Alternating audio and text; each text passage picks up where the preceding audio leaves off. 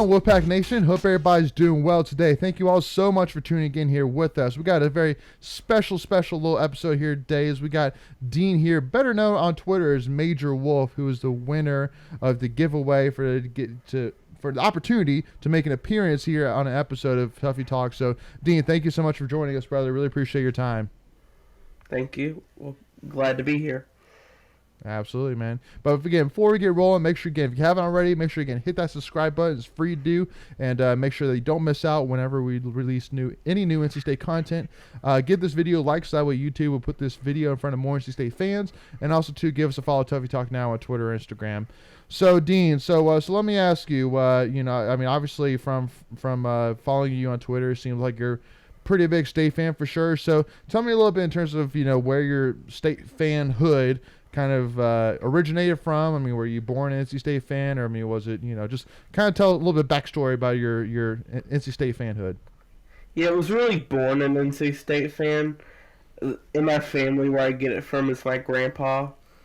He would take me to games all the time when I was young, baseball games, also red and white games. Mm-hmm. Yep, fair enough. I went to my first football regular season game this year versus Louisville. Really? Oh, wow. that's a good Okay. one. Yeah, that was a good one. It's funny. There was two other ones at home that I would say probably rank higher on the epicness scale. But I mean, Louisville was a good one for sure. It got close there at the end, so it's not a bad one for sure. So let me ask you. So you bring up football. So I mean, what are your overall thoughts right now about where the program's at? What were your thoughts about last season? I thought last season was good, but it's fallen into the trend of close, but not close enough, that we're very familiar with. Obviously, 2016, missed field goal against Clemson. 2017, almost beat Clemson. And then you have some of those years where, like, I think 2020, this is something I hadn't thought about until last fall, but if we had beaten UNC, it's very likely we would have been in the Orange Bowl. Because we would have vaulted past Miami and UNC. Even if we beat Miami, we're likely to be in the Orange Bowl. True. And then last year, close to beating Wake Forest, in which if we beat Wake Forest, we're in the ACC championship game. And at that point, who knows what happens. And then you also have the Holiday Bowl, where we don't get a chance to go for a 10th win. So it's just, the program has constantly been that close, just not close enough. Yeah. Well, and obviously the Holiday Bowl is kind of, in its own separate group, as obviously that was way outside of NC State's control. And honestly, I can almost tell you with a certainty that we would have won that game. There's no doubt about that. If we would have played that game, we would have won that game. And so, and obviously a lot of that comes to the fact of, again, from talking to my NC State equipment people, that they said that week of practice was spot on. All the players were focused. They were efficient. They were ready to get that 10th win. And so I feel confident about that. But, again, so kind of talking a little bit more about kind of general, though, I mean, because, obviously for us, here, we're definitely huge Dave Doeren fans. I mean, I think all of us, are on the same page in terms of Tuffy Talk, that Doeren is the answer long term. He there's no doubt he's taken this program an upward trajectory besides 2019 year. But I mean, obviously, you can talk about, how many people left after 2018, injuries, things like that. But also too, obviously seeing how we did in 2018 and then 2020, it kind of almost looks more like an outlier. So, I mean, what are your kind of thoughts on, Doeren? I mean, are you still not 100% sold on him, or, I mean, it doesn't really sound like it, but just, I mean, I guess if he's not, could you kind of maybe explain a little bit more why, besides maybe the almost there, that we haven't really gotten there yet? Kind of. Oh, no, I'm sold on Doeren. And also, I remember there was a time where people would make the 3-5 jokes even after he would start winning 5 conference games a year.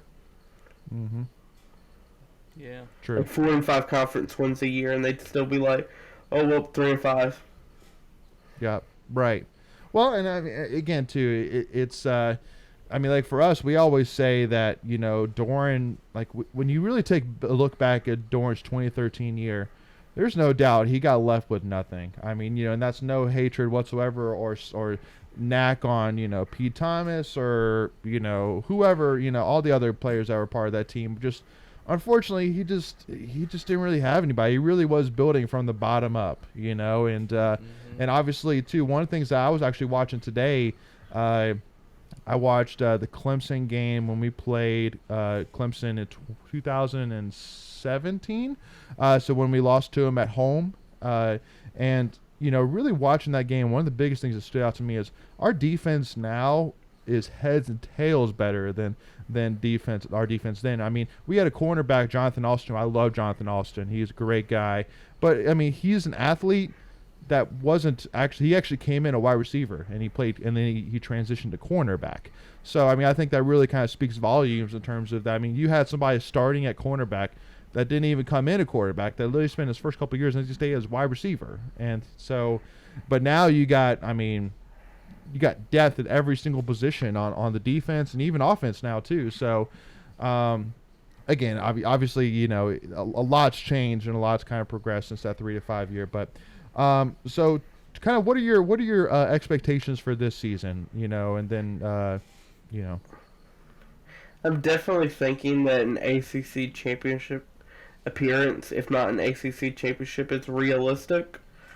I mean, we get Wake Forest at home, and the main thing is going to be having to go to Death Valley, which is a place we, I think, almost never win in.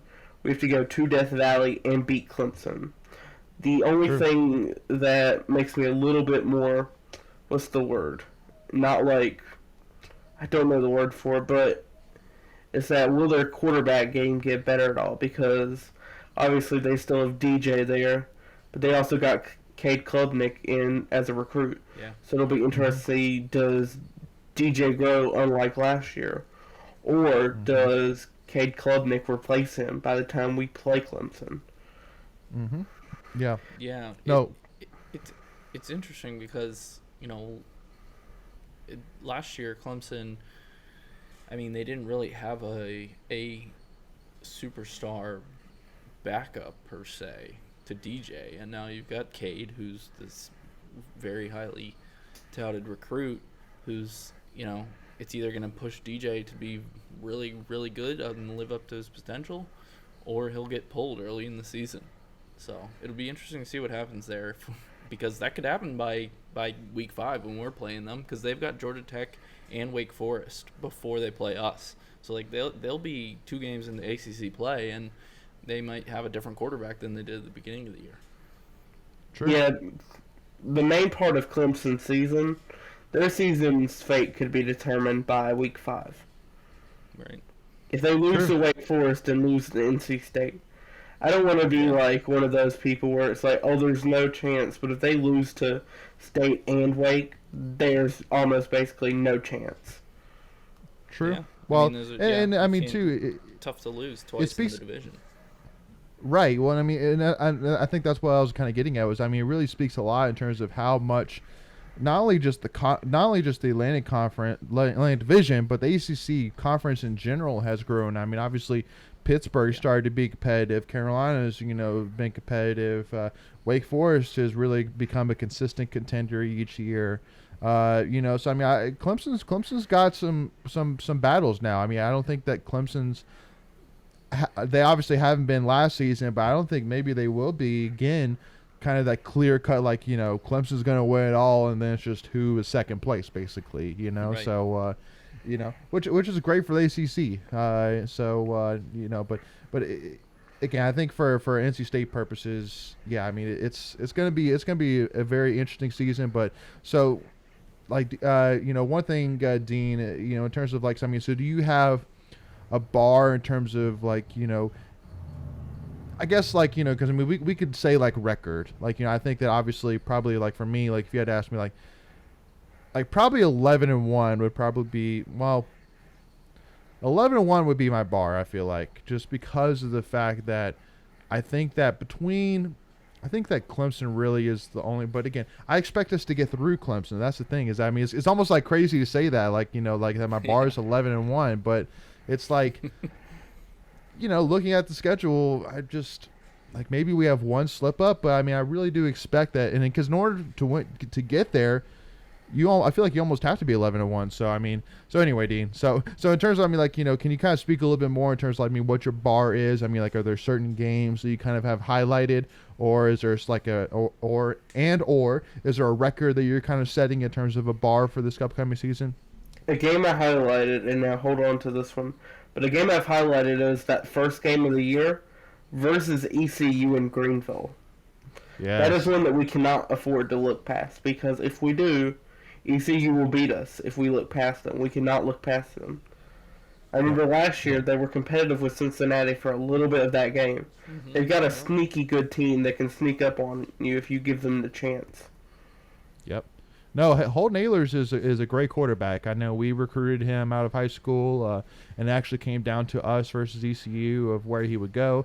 But for those who don't know, his father is the play-by-play announcer, I think, or the audio announcer, one of those two. So I mean, it was pretty much a given. Obviously, too, I think he came in during the same class as Devin Leary, so we already had a quarterback. So, but yeah, no, I mean, it's gonna be a great game. But I mean, and one thing, Dean, which I will say, and I kind of want to hear your thoughts on, is, I mean, I feel like with this team, obviously, first of all they're thinking about is they're coming back to win an ACC title. Period. Straightforward. No doubt about it. And they know that the first game that they have to focus on is ECU. And I feel like that it's kind of one of those things that I feel like the games that sneak up on you are more the ones that, like, as you're going throughout the season, it's like you're 6 games in, you're like, oh my gosh, I'm exhausted. Like, oh, okay, we play ECU, thank goodness. All right, we're going to take a week off this week, and then you kind of maybe kind of look past that game. Then I kind of see it. But for this game, with it being the first game of the year, where basically they literally have the ECU logo, they have the countdown to ECU, like, period. So I mean, I feel like it's like I don't see them at all looking past this, because I mean, again, I think that we all can agree that, because I think too that I think Doran has kind of bought in on the ECU rivalry a little bit, with obviously with his loss back in 2016. So but I don't know, I just don't see us at all looking past this, just because, again, it is the first one. It's not really a break game, it's like a first domino kind of deal. That's kind of how I look at it, really. I don't think we will look past it, but I think it's one that we can't afford to look past. I got you. Yeah. I got you. Good deal.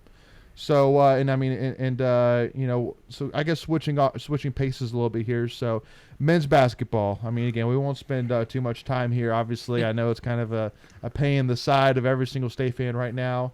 But I just want to kind of get your general thoughts real quick here. So, where are you at in terms of the Kevin Keats train? I mean, I know all NC State fans aren't happy right now with Keats or happy with what the program is, but I mean, are you? And again, feel free to be one of those NC State fans that's like, he should have been on the on the job train, after the last game of the season. Or are you kind of like okay, well, hey, let's see what he does this season. Like, is there any faith still that in you for Kevin Keats? I don't think there's much of it left. I mean, if we're looking at what we're going to do this year, we still need to get a whole bunch of transfers, or we're not really going to do anything. Yeah, true. All we're going to do is go into last in the ACC again if we don't get enough transfers in our program. And I know we've been looking at a bunch of them. But Mm-hmm. I am at this point kind of ready for the Kevin Keats experiment to be over with, because the first 3 years I liked him. I wasn't like the most like fire Keats guy throughout the year because he had a bunch of injuries he had to deal with. But at the same time, if you look at some of those games, they didn't lose it because of the players in the court. They lost it because of decisions made by the coaches. A prime Yeah. example is that Florida State game where we ran a horrible play call where we decided to toss the ball, try and fade it in, and it got picked off, and that was kind of the end of the game versus Florida State. That's a prime example where coaching cost us the game, not the players on the court. Before we continue, I want to take a quick second to tell you about our sponsor, Flatlands Jessup Insurance Group, that has your whole world covered, with agents in 5 offices throughout eastern North Carolina to help you decide how much coverage you need. Offering policies for home and auto, recreational vehicles, commercial, crop, health, life, and employee benefits. They are able to combine options to find a comprehensive solution that works for you. Flatlands Jessup protects the things you love so you can spend less time wearing and more time enjoying them. Find them on Facebook and Instagram at Flatlands Jessup. You can also visit their webpage at www.flatlandsjessup.com. So please make sure to go and check them out. It's really sad, that really I'm telling you that as State fans, there's really two ways you could feel. It's either like Kevin Keats needs to be fired yesterday, or the positive side is I'm not happy with Keats right now, but I have faith that hopefully he can turn it around this season. And I mean, so it really is sad. First of all, that's really where we are. I mean, I feel like, and Dean, tell me, I mean, is that the most positive outlook right now for NC State fan towards Kevin Keats right now? I mean, from what you've seen on Twitter, I mean, please, enlighten me if I'm wrong. I can't see any State fan whatsoever saying I'm happy right now with what is going on at all with the program right now. I think the most positive thing among NC State fans right now is that if he struggles at the beginning of this year, he's going to be fired. I mean, you're not wrong. You're not wrong. That's what I mean. It's like, it's sad.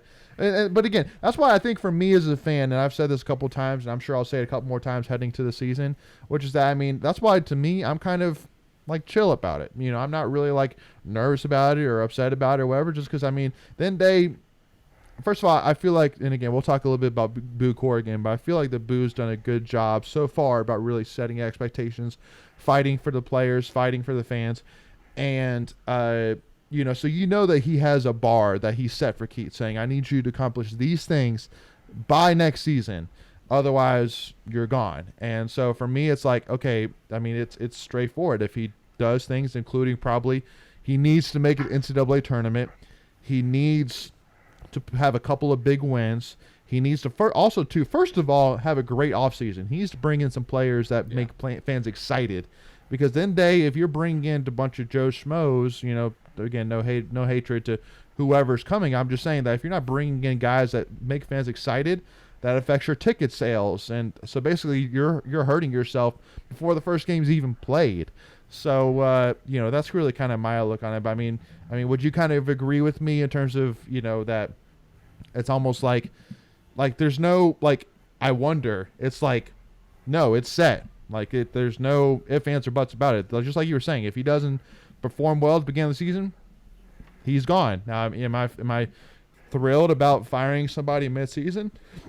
No, but I mean, if it gives us a head start on finding our next head coach, then so be it. But again, yeah. So I know I talked a lot there, Dean, but I'd love to hear your kind of thoughts, kind of adding off of that. I think Kevin Keats is getting fired is a win, not if. Really? I think at this point, it's not if he will be fired, it is when. Wow. Especially when you see him losing a recruit like Robert Dillingham this offseason, where that's mainly for most people probably the nail in the coffin. Well, it definitely hurt because, I mean, obviously I think that a lot of State fans, including myself, kind of saw Dillingham as kind of like, okay, maybe this is the guy that can kind of help give Keats that, that momentum that he needs. But, yeah, I mean, obviously there's really two things that it's really going to be tough for Keats to look past. First of all, having the worst season record-wise in NC State men's basketball history. Mm-hmm. Second of all is that he probably had one of the worst basketball game performances of all time in that Virginia Tech game, which was like 34-26 or something like that. So, but anyway, how basically he was a part of arguably probably the worst college basketball game in history. So it's kind of like that's two tough things to look past. So it's tough. Yeah, it's tough. Yeah, so I definitely agree. He is 1 foot out the door. Well, and again, I mean, I'm not necessarily saying he's 1 foot out the door. I'm just saying that he has a lot to. He has a long way to go. Like, he's got to basically do so much good that we look past that. And because right now, both those two things are just staring daggers in all the State fans' eyes right now, just staring daggers. And unfortunately for me, I was one of the unlucky fans that had to be there to witness that Virginia Tech game in person, which was awful, absolutely terrible. I couldn't believe I paid money to watch that game. Honestly, that's the thing that makes me the most mad. So. but it is what it is. So I remember listening to that game on the TuneIn app, and it was like the score like halfway through the first half was like 9-2 or something like that, and I'm like, this is a typo, right? They meant to put Yep. 2 minutes into the first half. I They meant know. to put 2 minutes into the first half, not 10. Right. And I listened to the game. It's like 8 minutes left to go in the first half. The score is 13-5. Yeah. I'm thinking, Nope. if I'm watching football, Yeah. does someone like mix up the buttons? Was I supposed to be watching the NC State Virginia Tech football game? Right. No, Was I'm baseball supposed to be on at this time? nope. Unfortunately not. And yeah, you're 100% right. And honestly too, the only thing which I kept thinking about during that game is, man, RIP to any over betters out there on this game, because it ain't hitting. Whatever that over was, it won't hit. Close. No matter what any live over unders were, they weren't hitting. Guaranteed. Every single thing live beforehand, whatever, it went under. Guaranteed. And nobody in history would ever put a live over under of what? It's like 60. 70. Like that's Maybe. yeah, that's ridiculous. So, anyway, though, so before we finish, though, I wanted to talk about one of your favorite sports, which is interstate wrestling. And I mean, confirm. I mean, I know you and me talk a lot about that in terms on Twitter. So I mean, am I correct on that? Kinda. I like NC State wrestling, but in terms of anything other than NC State wrestling, I'm not a big wrestling fan. Gotcha. Well, yeah, no, I I mean, like in terms of, watching it. well, that's what I mean. I mean NC State wrestling. I'm not talking like WWE or AEW or anything like that. So, okay. So, in terms of, and again, we're actually going to be recording an episode because we need to. We wrapped up the women's basketball season, but we still need to wrap up the wrestling season and kind of do some superlatives, things like that. So, so let me hear you in terms of your thoughts. I mean, is there any piece of you that's disappointed by how this season went in terms of NC State wrestling? I think for like 99% of the season, I would say no. But that tournament was so hard to watch. Well, after day one. Yeah. Day one was Day good. one was fine. You go into day two, it's like day two is starting off all right. And then Tariq Wilson gets pinned. Yeah. And then a whole bunch of other stuff happens. Yep. And I remember that Ed Scott call that was horrible. It was like, that wouldn't have been 2 arm swipes if it was called correctly. Well, and I mean, he rolled through the pin. I mean, that's the thing is that when you watch it back, it literally looks like that the ref made up in his mind before Ed even hit the mat that this was going to be a pin. Because again, I mean, it was clear as day that he rolled through the pin. So, but yeah, I mean, obviously, Tariq too. I mean, there was such a weird thing where he literally got cradled not once but twice, and again, so for him to find a way to get out of the first cradle was like, oh, thank goodness. But then for him to get cradled again, it was like, how? I don't, you're too good, Tariq. Like, what's after that? Yeah, right, exactly. I mean, and because I mean, a lot of it, I'm guarantee you that after that first cradle, he was probably exhausted. But even still, I mean, that was definitely a huge head scratcher. And then, Trent, obviously knowing that obviously he was dealing with a bug or something like that during the tournament, which I'm sure that made an impact in terms of him losing in the semis. But then Hayden losing the way he did, which, really wasn't necessarily disappointing in terms of like necessarily that he was favored. I mean, because I know that Hayden had he had a ways to go. Now, I mean, obviously one thing is that was disappointing is I would have loved the Virginia Tech guy. I'm blanking on his name right now. We're talking about Malik Lewis. Malik Lewis, or yeah, Makai Lewis. Makai Lewis. Yeah, I would have loved to see a Makai Lewis versus Hayden rematch in the national championship match. Oh, that would have been so sick. But it is what it is. But yeah, I mean, I'd agree with you though. That's really kind of the only disappointment is that I think that we should have definitely gotten our second ever 4th place or higher trophy, and I feel like we just kind of I don't know, just all the guys just kind of bummed out. I mean, we were competing for like 3rd or 4th there, after day one, and then all of a sudden just the bottom fell out. So, but again, I mean, obviously with winning 4 straight tournament ACC titles, with having I think 4 individual ACC titles. It's kind of tough really to be really too upset. That's kind of really how I look at it, really, so it's like it's almost like, I'm trying to think of how to say it, like you have all this and this is the one thing we're going to focus on, the bad thing. Right. Yeah. Well, and again, I mean, it's unfortunately the bad thing was the last thing, so that's really, when you say you focus on it, well, because I mean, it was the last thing that NC State fans saw. But the one thing which I will say though, if we're talking about the last thing NC State fans saw, NC State fans also saw an amazing interview by Hayden Hidlay there at the end of his match to win 3rd place. And I know all State fans have seen it, probably watched it, probably cried, after watching it or listened to it a couple of times. I mean, and I think honestly, I think one of the biggest things that came out of that, first of all, I mean, love State.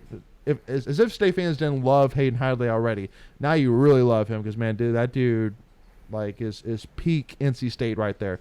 But also too, I'm sure Coach Hall and Pop are like, hey, thanks, Hayden. You gave us the perfect recruiting video. Just any recruit out there for wrestling, just watch this video. Just watch it. Right. Like, I mean, that's exactly the culture that we have here to the T.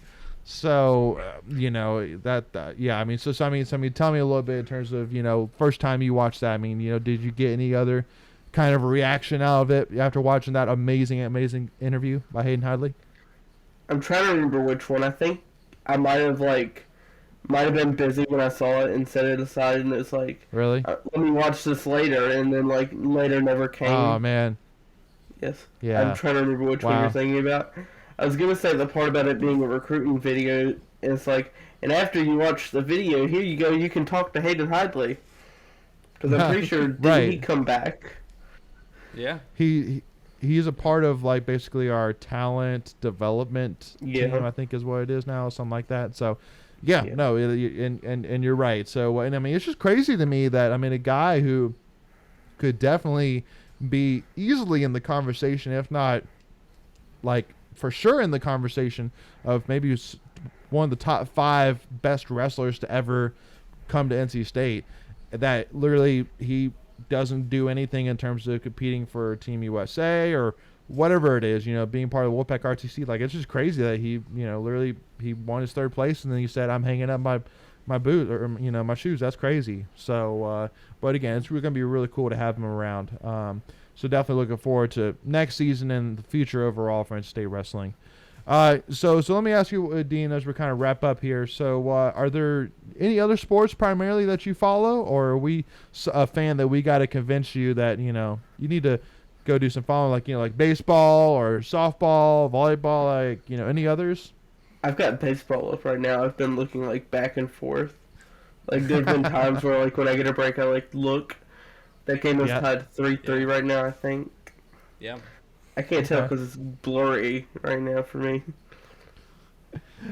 Cool. So I mean, so tell me in terms of your thoughts of baseball right now. It's been a long season so far, but we still got a little bit left.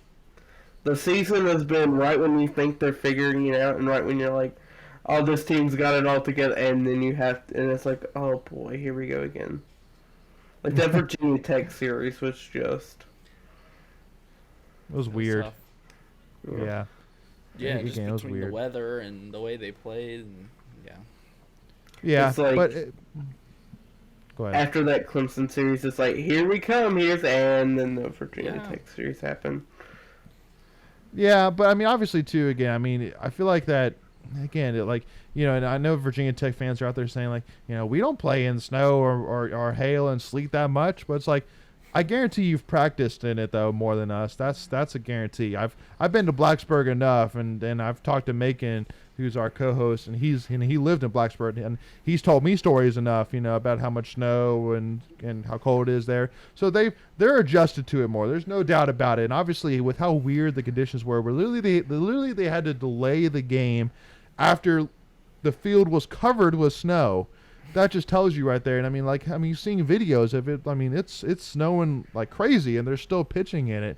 And again, I mean, like our very own Rob Chimra said, you have to be you have to be experienced to know how to adjust your grip to the baseball when you're playing in cold, icy, wet conditions like that. You have to be experienced, and obviously with us being a young team from pitching to batting, that doesn't play well in our favor. But again, when we played Sunday, perfect weather, we won 10-3.